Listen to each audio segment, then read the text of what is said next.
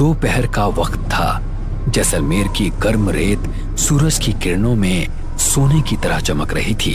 कबीर और सीता रेगिस्तान के बीच खड़े थे। वाह, जैसलमेर तो जैसा तुमने बताया था उससे कहीं ज्यादा सुंदर है।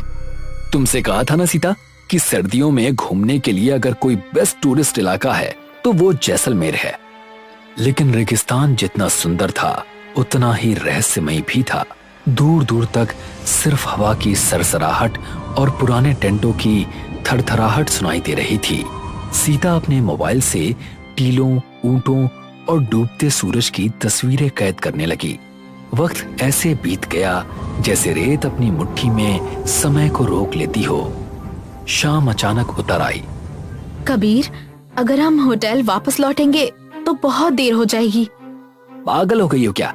रेगिस्तान की रात जिंदगी में एक बार जरूर बितानी चाहिए। कबीर कुछ टेंटों को देखने लगा कि अचानक एक बूढ़ा आदमी उनके सामने आकर खड़ा हो गया।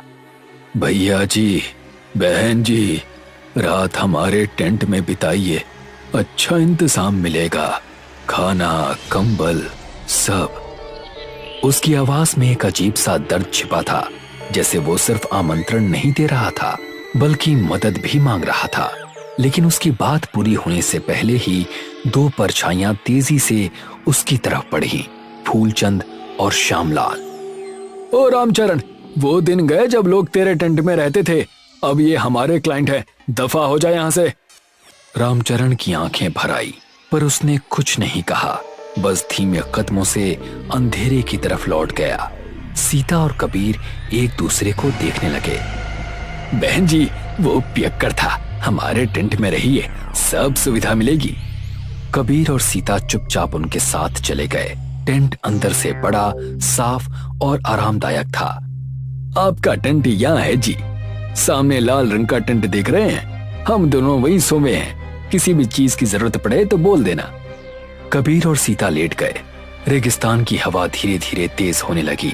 टेंट की दीवारें डरावने तरीके से फड़फड़ाने लगी। रात का सन्नाटा जैसे चीख रहा था। आधी रात होते ही अचानक हवा और तेज हो गई। सीता की नींद खुल गई और उसी पल उसके कानों में एक धीमी, बेहद धीमी घुंघरू की आवाज पड़ी। कबीर, उठो, कोई घुंघरू पहनकर बाहर घूम रहा है। कबीर गहरी नींद में था। सीता ने धीरे से कदम बढ़ाए और टेंट का पर्दा उठाया। बाहर का दृश्य उसकी सांसें रोक लेने वाला था। सामने कुछ ही दूरी पर एक लड़की खड़ी थी। लंबा लाल घाघरा, भारी घुंघरू और गहरा घूंघट जो उसके चेहरे को पूरी तरह ढक रहा था। उसके आसपास की हवा स्थिर थी पर उसकी मौजूदगी से रेत जैसे खुद ब खुद कांप रही थी। उसके पैरों के नीचे रेत हिल रही थी पर उसके चलते पैरों के कोई निशान नहीं बन रहे थे। कौन हो तुम? कौन हो तुम? लड़की ने कोई जवाब नहीं दिया, बस उंगली से सीता को अपनी ओर आने का इशारा किया। सीता की रीढ़ में तो जैसे बर्फ उतर गई और तभी लड़की मुड़ी और लाल टेंट की ओर बढ़ने लगी, वहीं जहां फूलचंद और श्यामलाल सो रहे थे। लड़की बिना आवाज किए टेंट के भीतर घुस गई। अगले ही पल दोनों की नींद खुल गई। वो आंख मलते हुए बोले, अब इतनी रात में कौन? लेकिन जैसे ही उन्होंने घूंघट वाली आकृति को देखा, उनके चेहरों का खून सूख गया। लड़की ने धीरे धीरे अपना घूंघट उठाया। उसका चेहरा मानो हजारों जगहों से फटा हुआ, लाल जलती आंखें, काले सड़े हुए बाल और एक मुस्कान जो इंसान को जिंदा ही निकल ले। कौन हो तुम? तुम्हारी मौत लौट आई है। अगले ही पल वो किसी भेड़िए की तरह झपटी। उसके पंजे श्यामलाल की छाती में धंस गए। टेंट में सिर्फ दबी चीखें गूंजी। फूलचंद चिल्लाया, लेकिन मौत उसकी गर्दन पर दांत गड़ाकर बैठ चुकी थी। कुछ ही सेकंड्स में दोनों निर्जीव हो गए। सीता ये सब अपनी फटी फटी आंखों से देख रही थी। अचानक से किसी ने एक ठंडा हाथ सीता के कंधे पर रखा। सीता धीरे से पीछे मुड़ी। उसके सामने कबीर खड़ा था। क्या हुआ सीता, तुम बाहर क्यों खड़ी हो? सीता ने कांपते हाथ से सामने वाले टेंट की ओर इशारा किया, जहां अभी कुछ क्षण पहले उसने मौत का नाच देखा था। अचानक रेत की परतें एक तेज झटके से फटने लगी और वही भयानक दिखने वाली लड़की बिजली की गति से दोनों के सामने आकर खड़ी हो गई। कबीर की सांस तो जैसे गले में अटक गई, उसके होंठ सूख गए, जैसे उसकी रूह को किसी ने मुक्का मारकर रोक दिया हो। उसके शरीर में एक सुन्न पड़ चुकी जकड़न फैलने लगी, मानो रेत उसके पैरों से खून चूस रही हो। लड़की का चेहरा अब पहले से भी ज्यादा डरावना था। उसकी आंखों में आग थी और बाल ऐसे जैसे चिता की राख से बनाए गए हों।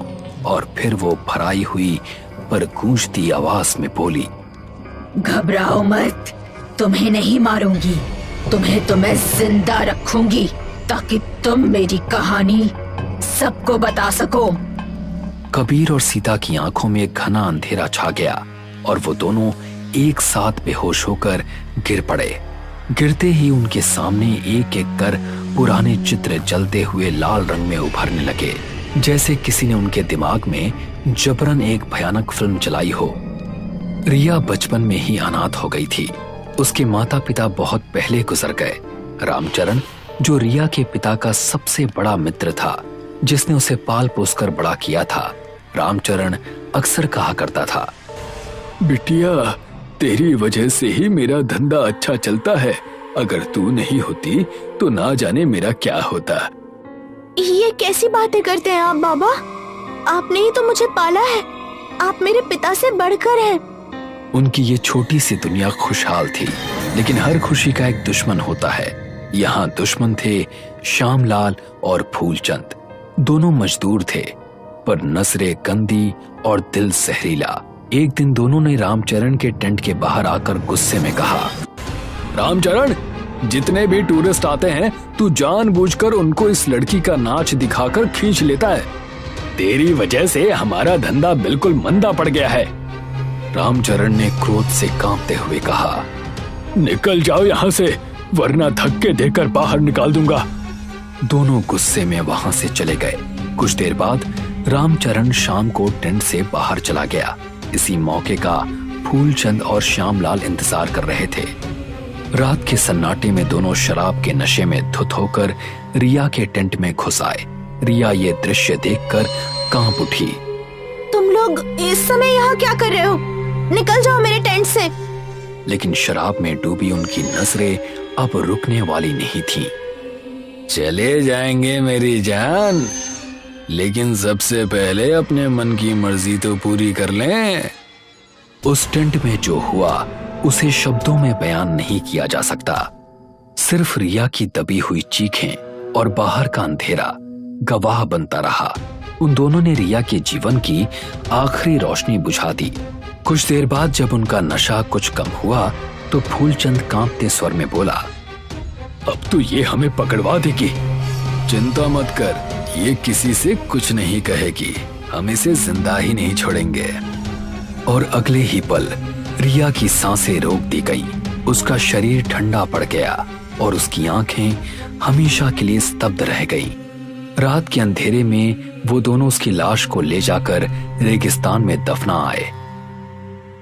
सुबह जब रामचरण लौट कर आया तो रिया कहीं नहीं थी, लेकिन लोगों ने सिर्फ जहर उगला।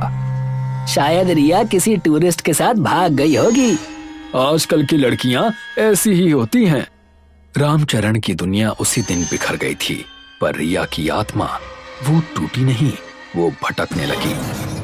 कबीर और सीता फिर होश में लौट आए।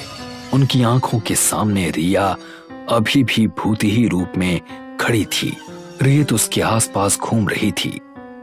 यही है वो जगह जहाँ मेरी लाश दफन है। मेरा अंतिम संस्कार कर दो, तभी मेरी आत्मा को शांति मिलेगी। सुबह की हल्की रोशनी में कबीर और सीता रामचरण के पास पहुंचे। उनकी आंखें आंसुओं से भरी थीं। उन्होंने पूरी रात की घटना, पूरा सच रामचरण को बता दिया। रामचरण वहीं जमीन पर गिर पड़ा। वो चुपचाप उस जगह पहुंचा जहां रिया की लाश दबाई गई थी और सम्मान पूर्वक उसका अंतिम संस्कार किया। हवा बिल्कुल शांत हो गई, जैसे किसी अधूरी आत्मा को मुक्ति मिल गई हो। पर रेत के नीचे कुछ अब भी जाग रहा था, मानो वो फुसफुसा रहा हो, जैसलमेर अब भी मेरी कहानी याद रखेगा।